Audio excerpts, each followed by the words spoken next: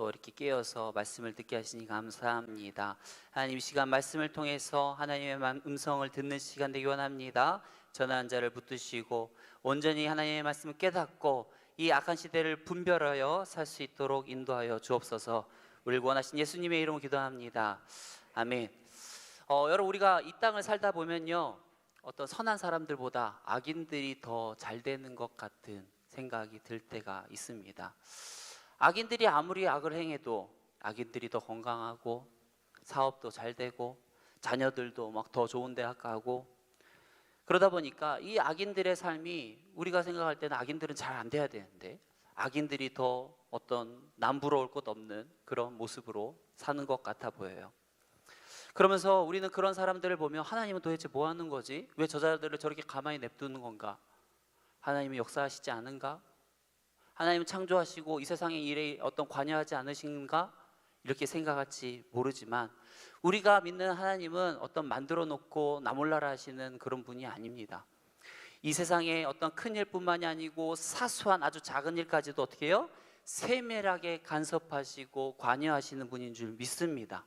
하나님은 악은 악으로 갚으시고요, 선은 선으로 갚으시는 공의의 하나님인 줄 믿습니다.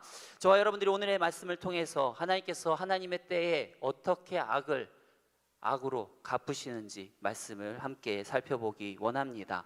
오늘 말씀의 주인공인 이 아비멜렉을 이해하기 위해서는요, 그의 아버지인 기드온의 어떤 말년을 알아야 됩니다. 그럴 때 오늘 이 아비멜렉이 행하는 것들을 이해할 수가 있습니다. 우리가 아는 그 기드온의 어떤 젊었을 때의 모습은 어떻습니까? 하나님께서 정해주신 그 300의 용사들을 데리고 하나님만 믿고 의지해서 어떻게 해요? 무기도 없이 갑니다. 그저 어떤 횃불과 어떤 나팔만 들고 적진에 쳐들어가서 승리했던 인물 아닙니까?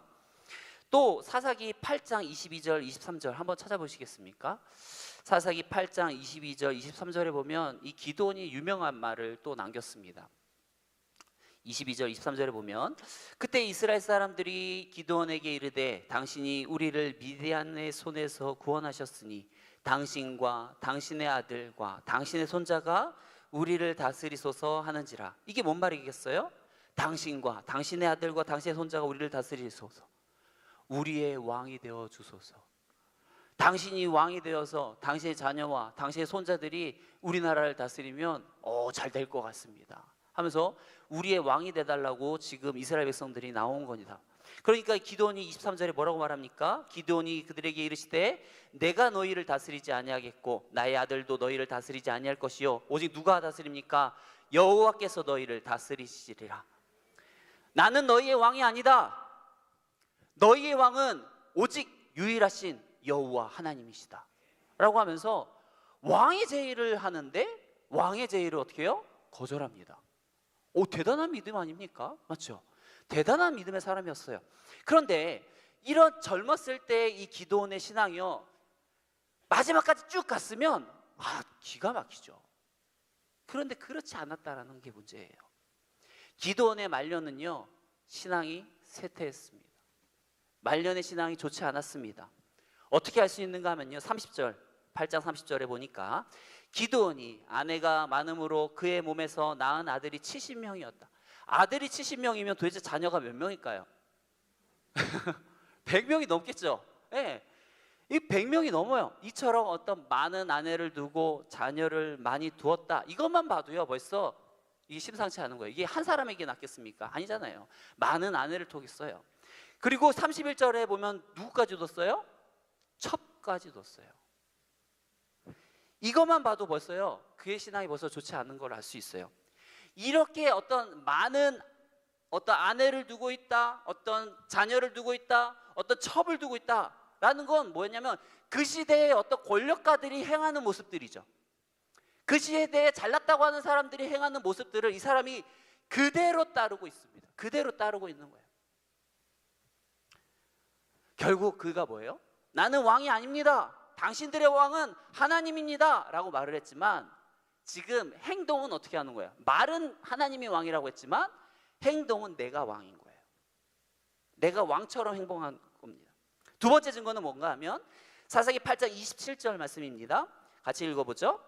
기드온이 그 금으로 에봇 하나를 만들어 자기의 성읍 오브라에 두었더니 온 이스라엘이 그것을 음란하게 위함으로 그것이 기드온과 그의 집의 올무가 되었다. 지금 기드온이요 금으로 에봇을 만들어 가지고 자기의 집 성읍 오브라에 갖다 뒀는데 이것들이 사람들의 어떤 죄 가운데 넘어지게 하는 시험기 되게 했다는 거예요. 그래서 결국 그것들이 어떻게 해요? 이스라엘 백성들이 음란하게 섬기는 빌미를 제공하게 됐다. 안 가져왔으면 이런 일이 없는데 이 빌미를 누가 제공했어요? 기드온이 제공을 한 것을 볼 수가 있습니다. 그리고 세 번째, 마지막으로 결정적으로 그의 말년의 신앙이 좋지 않았다는 결정적인 증거는요, 이 아비멜렉이요 첩의 자녀예요. 첩의 자녀. 근데 그 첩의 자녀인 이 아비멜렉의 이름의 그 뜻 가운데 나타납니다. 이 아비멜렉의 이 멜렉이라는 이름의 뜻이 뭐냐? 왕이에요. 멜렉은 왕. 아비는요 나의 아버지예요. 그러면 그 뜻은 뭘까요? 나의 아버지는 왕이다. 이걸 누가 줘줬어요? 기드온이 줘줬겠죠. 아들의 이름을 줘줬는데 나의 아버지는 왕이다. 그럼 뭐예요? 결국은 자기가 자기 입으로 나는 왕이다라고 말을 하는 거예요. 네, 나는 왕이다라고 지금 하는 거예요. 결국 사람들이 뭐 자신에게 찾아와서 어떤 왕으로 세워주겠습니다, 왕이 되십시오 했을 때 거절했지만 결국 자기는 뭐라고 생각하는 거예요? 왕이라고 생각을 하고 있는 거예요. 여러분, 이렇게 이스라엘의 최고 지도자인 기드온의 신앙이 이렇게 쇠퇴하면, 지도자가 이렇게 신앙이 쇠퇴해요? 그러면 그에 따르는 백성들은 어떻게 될까요? 신앙이 좋아질까요? 아니죠. 더 처참하게 신앙이 나빠지겠죠. 결국 오늘 본문에 나오는 이 배경은 뭘까요? 이런 어떤 쇠퇴해져가는 신앙 속에서 벌어진 일들이라는 겁니다. 자, 오늘 사사기 본문 9장의 특징을 보면 분명히 기드온을 언급합니다. 기드온이 나와요. 왜냐하면 아버지니까. 근데 기드온의 이름은 하나도 안 나와요.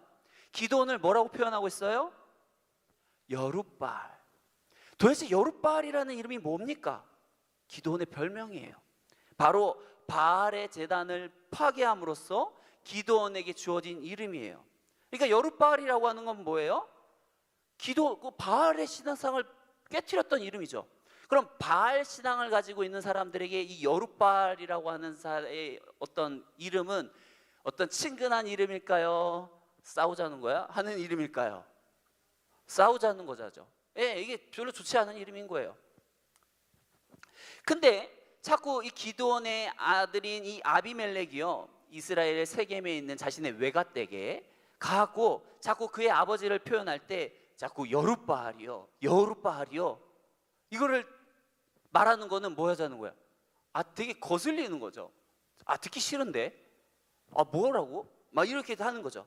왜냐하면 왜 이렇게 하는가 하면 이 세겜 땅에 살고 있는 이 자신의 이 외가댁 사람들이 다 바알 신앙자예요. 여러분, 지도자의 신앙이 무너졌다니까요. 이스라엘의 백성들의 신앙도 당연히 무너져서 이미 어떻게 하고 있다고요? 이스라엘에 살고 있는 그 세겜 땅에 살고 있는 사람들이 다 바알 신앙을 가지고 있었더라고요. 근데 자꾸 그들에게 가고 기드온 이야기하면서 아룻바알, 여룻바알 하겠어요. 어떻게 했어요? 막 치를 떨겠죠. 그러면서 아비멜렉이요, 자기 친족들에게 2절에 이렇게 말합니다. 2절 말씀 보죠. 9장 2절. 청하노니 너희는 세겜의 모든 사람들의 귀에 말하라. 여룻바알의 아들 70명이 다 너희를 다스림과 한 사람이 너희를 다스림이 어느 것이 너희에게 나으냐. 또 나는 너희와 골육임을 기억하라. 먼저 지금 얘기합니다. 아비멜렉 자기의 친족들에게 가서 뭐래요? 기드온의 70명의 아들들에게 어떤 다스림 받을래? 아니면 한 사람에게 다스림 받을래? 라는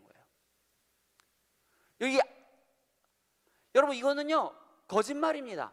이 70명을 말하는 것은 어떤 이 기드온의 자녀들을 의미하는 거고, 한 명은 자기를 이야기하는 거거든요. 여러분, 70명한테 어떤 지배를, 다스림을 받으면 어떨까요? 정신없죠. 이 사람 저 말하고, 저 사람은 저 말하고, 저 사람은 저 말하고, 저 사람은 저 말하고. 이게 보통이 아닌 거거든요. 그러니까 나 70명은 절대 안 돼. 한 명한테 받을래. 그래? 그치? 그게 나야. 그러면서 이런 거예요. 그러면서 또 뭐라고 또 붙이는가 하면 2절에 하반절에 보니까 또 나는 너희의 뭐래요? 고륙이라. 난 너희의 친척이야. 여러분 이거 뻔한 정치인들의 논리 아닙니까? 우리가 남이가 알고 있지 않습니까? 우리가 같은 지역 사람이고 같은 학교 출신이고 하니까 막 밀어달라고 하는 거죠. 여러분 왕을 세우는 일이에요. 뭐 지역에 뭐 어떤 뭐 반장 뭐 이런 거 세우는 게 아니고요. 왕을 세우는 일인데 뭐 나랑 연관돼 있으면 어떻고 나랑 연관 안 돼 있으면 어때요? 이 나라를 잘 다스릴 사람이 돼야죠. 그런데 이 사람들에게 뭐라고 하는 거예요? 우리가 남이가 하면서 자기를 지금 밀어달라고 하는 겁니다. 그러자 그들이 어떻게 합니까? 4절 말씀에 우리 같이 한번 읽어보죠. 바알브리 신전에서 은 70개를 내어 그에게 주매 아비멜렉이 그것으로 방탕하고 경박한 사람들을 사서 자기를 따르게 하고, 지금 보면 바알브리 신전이 어딘가 하면 바알 신전입니다. 거기서 지금 어떻게 해요? 은 70개를 빼죠. 그리고 거기서 나온 돈으로 정치 자금으로 쓰겠다는 거예요. 그리고 그것을 가지고 왕이 되겠다고 하는 겁니다. 자, 이 이스라엘의 왕이 되겠다고 하는 사람이 어디서 나온 어떤 돈을 가지고요? 바로 바알 신전에서 나온 돈을 가지고 지금 왕이 되겠다고 설치고 있는 거예요. 그리고 그 돈을 가지고 뭐 합니까? 방탕하고 경박한 사람들을 사서 따르게 하는데, 쉽게 말해서 깡패를 샀습니다. 깡패를 샀어요. 그리고 그 은 70개로 산 그 깡패들을 데리고 무엇을 합니까? 5절 말씀에 같이 한번 읽어보죠. 오브라에 있는 그의 아버지의 집으로 가서 여룻바알의 아들 곧 자기 형제 70명을 한 바위 위에서 죽였을 때 다만 여룻바알의 막내 아들 요담은 스스로 숨었으므로 남으니라. 뭐 합니까? 그 깡패들을 데리고 자기의 형제들, 이복 형제들을 다 데리고 가서 한 바위 위에서 죽여버립니다. 차례차례 너 올라와 죽이고, 너 올라와 죽이고, 너 올라와 죽이고, 한 자리에서 다 죽여버립니다. 근데 이 사람이 이렇게 어떻게 보면 조금 남겨둘 법도 한데, 이 70명이 되는 사람들을 다 죽이려고 했다라는 것은 무엇인가 하면 자기가 제일 못났다라는 것을 인정하는 거예요. 왜냐하면 이 중에 단 한 사람이라도 남으면 이 사람이 나보다 나은 사람이에요. 왜요? 이 사람은 다 정실이에요. 정실의 자녀들이고 나는 첩의 자녀거든요. 그러다 보니까 어떻게 해요? 단 한 사람도 남겨두면 안 되는 거예요. 그래서 70명을 다 죽인 것을 보게 되어집니다. 모조리 다 죽이려고 하는 모습들을 보게 되어집니다. 만약 기드온이 이 젊었을 때 좋았던 신앙을 말년 때까지 더 높아지지 않고 그냥 유지만 했더라도 어떻게 됐을까요? 이런 일은 없어요. 이런 일은 없어요. 하다못해 그냥 쉽게 말해서 첩과 결혼해서 이런 못난 자식 안 낳았으면 이런 일 없습니다. 맞죠? 그런데 그가 어때요? 말년에 이 좋았던 신앙이 말년에 신앙이 쇠퇴함으로 말미암아 결국 그 신앙 보고, 그 아버지의 신앙, 그 쇠퇴하는 그 아버지의 신앙 보고 이 아비멜렉이 지금 그렇게 따르고 있는 거예요. 우리의 이 지금 모여있는 여러분들의 이 말년의 신앙이 중요한 이유가 그거예요. 나는 이미 뭐 벌써 지금 뭐 다 은퇴하신 분들도 계시고 막 좀 나이 있으신 분들도 있는데, 아니요. 그걸 다 누가 보고 있어요? 우리 자녀들이 다 보고 있다고요. 내가 말이야 옛날에 뭐 어떤 일을 했고 뭐 교회를 세우고 뭐 헌금을 얼마나 하고 봉사를 얼마나 하고, 물론 좋은데요. 그 좋았던 신앙이 끝까지 유지돼야 돼요. 그 신앙이 쇠퇴하는 순간 우리의 자녀들은 뭘 본다고요? 좋았던 그 모습을 보는 게 아니라 쇠퇴한 그 모습을 보고 따라한다라는 것이죠.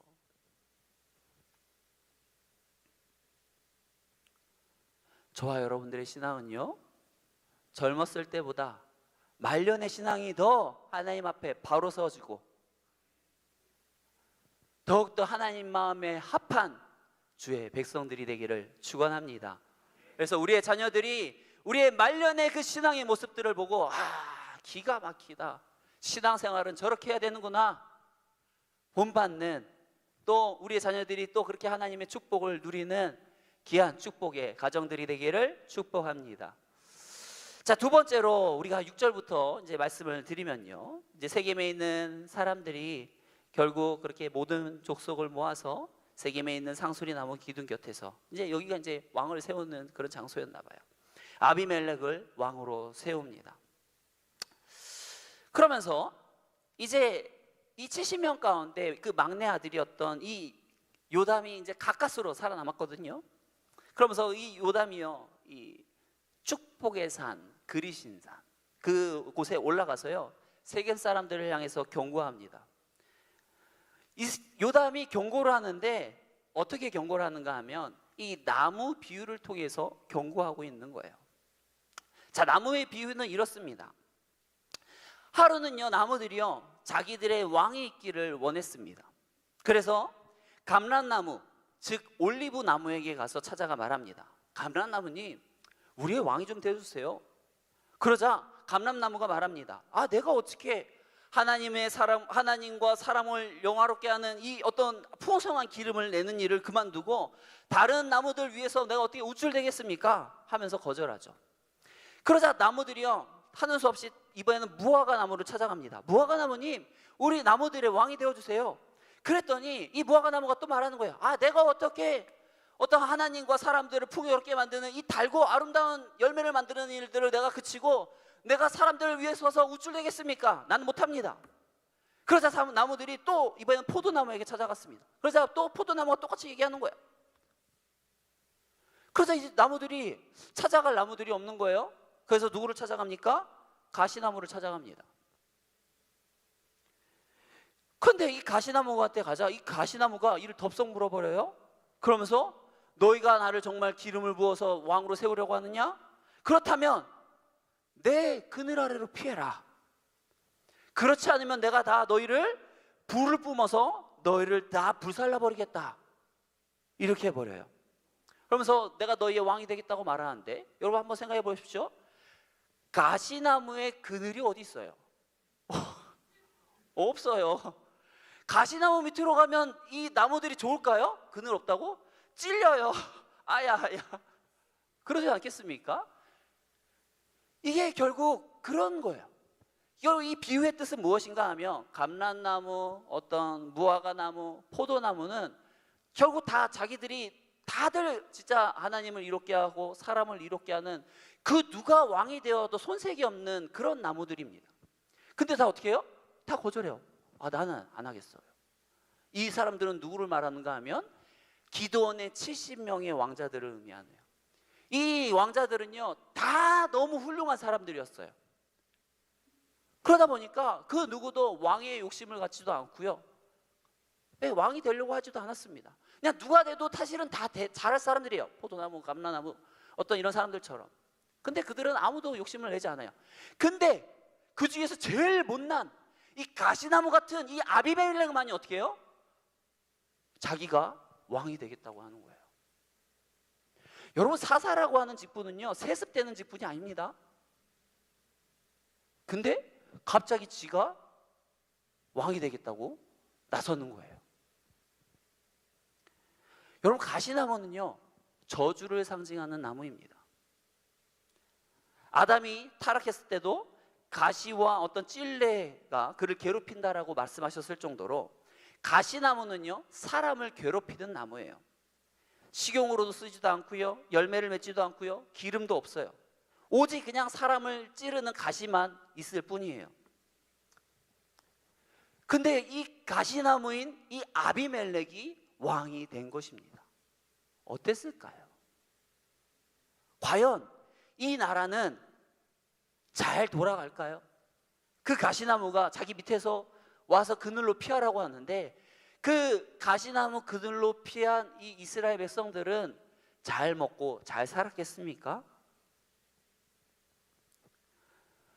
이 비유를 이야기하면서 이 요담이 16절부터 직설적으로 얘기합니다. 제가 17절부터 그냥 읽을게요.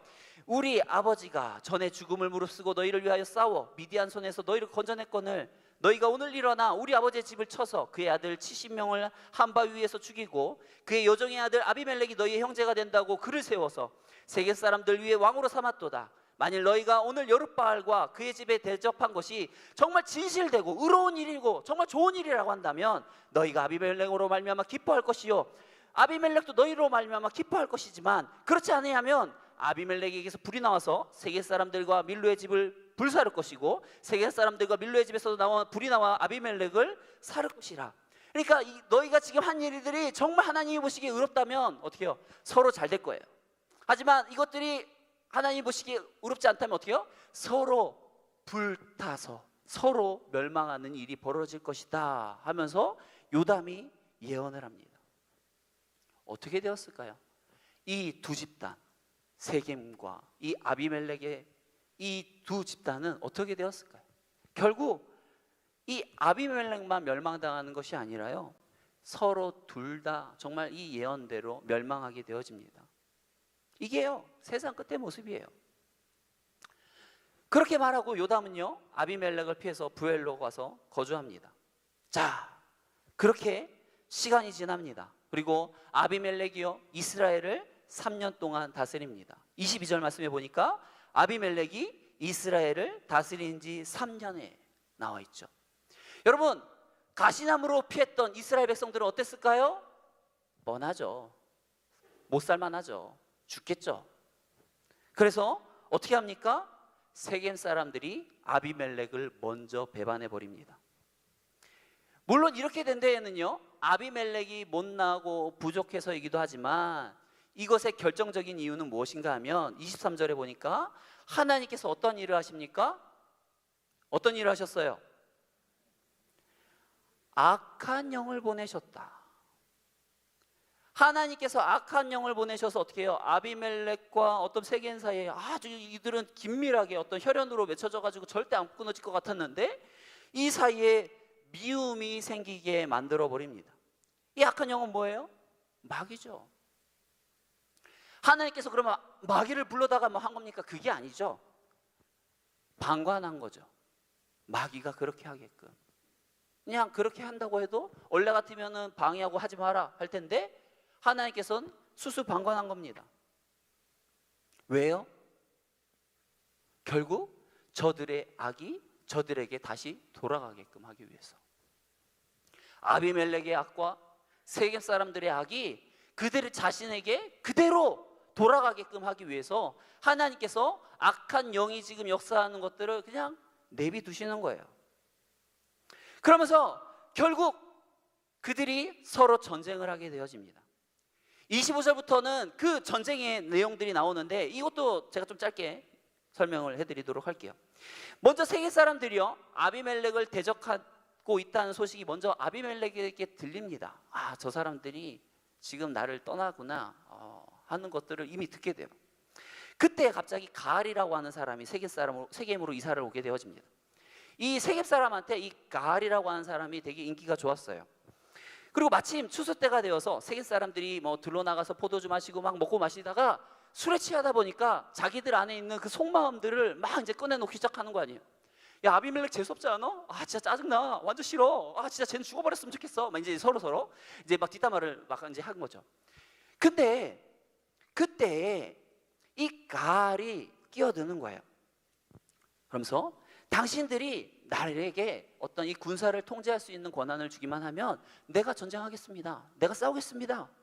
라고 한 거예요. 그러면서 결국 이 가알을 대표로 하는 이 세겜 사람들은요, 이 아비멜렉과 전쟁을 하게 되어집니다. 그런데 전쟁을 하자 어떻게 되겠어요? 일반 백성과 군인들이 싸우면 누가 이기겠어요? 군인들이 이기죠. 그래서 아비멜렉이 세겜 사람들을 대승을 하게 되어집니다. 그리고 이 아비멜렉에서 패해서 전쟁에서 패해서 이 도망가게 된 이 세겜 사람들은요, 이제 도망가게 되어지는데 어디로 도망가게 되는가 하면 엘브리 신전에 있는 보루로 피했습니다. 이 보루는요, 이 지하방과 같은 은밀한 장소인데 이 엘리스 신전으로 가면 어떤 바알의 도움을 받아서 안전할 거라고 생각을 한 거예요. 이 벌써 이들의 신앙 자체가 벌써 뭐예요? 계속 바알과 이게 끊어질 수 없는 어떤 그런 생각이 있습니다. 그런데 이 소식을 들은 아비멜렉이 걸로 가요. 그리고 거기 보루 앞에다가요, 나무를 그냥 잔뜩 쌓아놓고 불을 질러버립니다. 그럼 어떻게 될까요? 다 타 죽었겠죠. 네, 그렇게 타 죽은 사람들이 1000명이 되었다고 합니다. 그리고 세겜 사람들과 함께 이제 아비멜렉을 대적했던 이 데베스 주민들에게도 가서 진을 치고 그것을 점령하려고 하는데요. 51절에 봅시다. 51절 보세요. 성읍 안에는 견고한 망대가 있어서 그 성읍 백성의 남녀가 모두 그리로 도망하여 들어가서 문을 잠그고 망대 꼭대기로 올라가자. 여기도 보면 똑같은 거예요. 여기도 지금 이 사람들이 또 성읍 안에 들어가서 거기서 피하려고 하는 겁니다. 그러자 어떻게 했어요? 아비멜렉이 앞전에 벌써 재미를 봤잖아요. 아, 나무를 쌓고 불 질렀더니 다 죽었다. 어차피 저들 저기 있는데 또 나무를 쌓고 불 지르면 되겠다 하고 또 이제 나무를 쌓으려고 가는 거예요. 어떻게 근데 어떻게 해요? 갑자기 그 나무를 쌓고 이제 불을 지피려고 가는 찰나에 갑자기 여인이 돌을 들어서 거기서 떨어뜨렸는데 그게 이 아비멜렉의 머리에 떨어지게 돼요. 그러면서 아비멜렉이 그 자리에서 거의 이제 거의 죽을 상태가 되어지죠. 그러면서 어떻게 됩니까?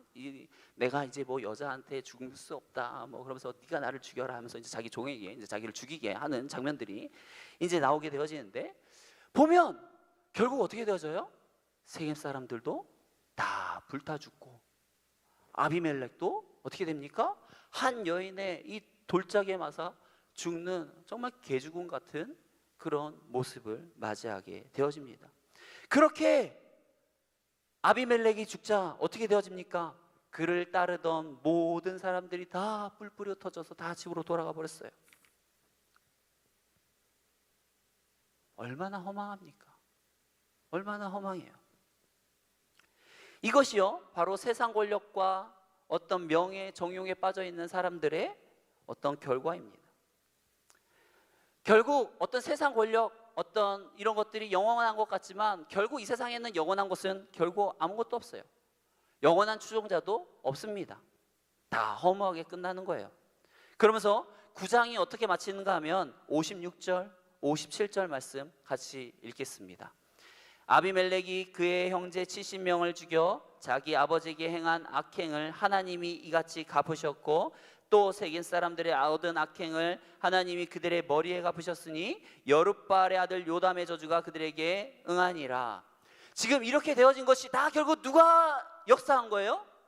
하나님이 결국 악을 어떻게 갚은 겁니까? 악으로서 갚은 것입니다. 하나님을 진정한 왕으로 섬겼던 요담의 말이 그대로 성취되어지게 되었습니다. 성도 여러분, 이 세상이요, 사실 반드시 인과응보의 세상은 아닙니다. 많은 경우 악을 행한 자가 악을 거두고 선을 행한 자가 선을 거두기는 하지만, 그렇지만 이 땅에 정말 온통 악을 행하는데 정말 잘 되다가 그렇게 편안하게 죽는 사람들도 있어요. 그런 사람들을 보고 우리가 시험에 들 수도 있죠. 하지만 우리가 기억할 것은 무엇인가 하면, 아무리 이 땅에서 악을 온통 행하다가 정말 모든 것들이 다 잘 되는 것 같고 어떤 부러움 없이 사는 것 같지만 그도 결국에는 피할 수 없는 것들이 있어요. 뭘까요? 그 죽음 이후에 당하게 되어진 하나님의 심판은, 그 하나님의 그 맹렬한 심판은 피할 수가 없어요. 하나님은 결국 이 땅에서 우리가 행한 모든 그 일대로, 그 결과대로 도로 다 갚으실 것입니다. 마지막 날에 어떻게 해요? 세겜 사람들이 당한 것처럼, 아비멜렉이 당한 것처럼 결국 그들의 악대로, 악으로 갚으실 것입니다. 따라서 우리는 선을 행하면서 다른 악인들의 형통을 보면서 부러워하면 되겠습니까? 안 됩니다. 부러워해서는 안 되는 거예요. 오히려 악인의 형통이 하나님의 진노를 계속 쌓아가는 거예요. 점점 더 그가 당할 고통과 고난만 커지는 것임을 기억하고 조용히 하나님의 때를 기다리며 하나님의 말씀 따라 선을 행하며 이웃 사랑하며 하나님의 말씀을 신천하는 저와 여러분들의 삶이 되기를 축원합니다. 이 시간 같이 기도하겠습니다. 사랑과 은혜가 많으신 하나님, 우리가 믿는 하나님은 참으로 공의로운 하나님인 줄 믿습니다. 선은 선으로 갚으시고 악은 악으로 갚으시는 하나님인 줄 믿습니다. 우리가 그 하나님만을 바라보고 이 땅 가운데서 선을 행하며 악한 자들을 부러워하지 않으며 온전히 믿음으로 살게 하여 주옵소서. 우리를 구원하신 예수님의 이름으로 기도합니다. 아멘.